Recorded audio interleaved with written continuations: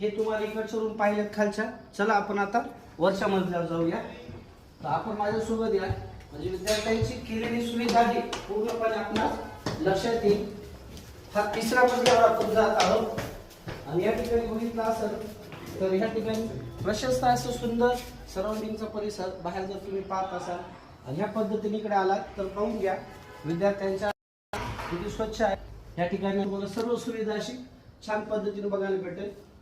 भरपूर अशी स्वच्छ हवा ठिकाणी तुम्हाला बाथरूमची सुविधा देण्यात आलेली आहे. तुम्ही हे पाहू शकता. या ठिकाणी तुम्हाला विद्यार्थ्यांना शॉवरची सुद्धा नाही का उपलब्ध सुविधा करून देण्यात आलेली आहे. या ठिकाणी काही शॉवर वगैरे तुम्हाला पाहायला भेटतील. त्याचबरोबर रूम ह्या ठिकाणी आहेत आणि अकॅडमीसाठी या इकडे जर तुम्ही साईडला पाहिलं तर बघा निसर्गाच्या पूर्णपणे सानिध्यात भानुपुत्र अकॅडमी या ठिकाणी उभारलेली आहे. तर त्या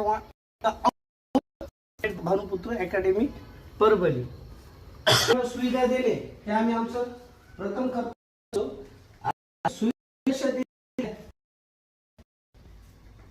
तुम्ही पाहू शकता तुम्हाला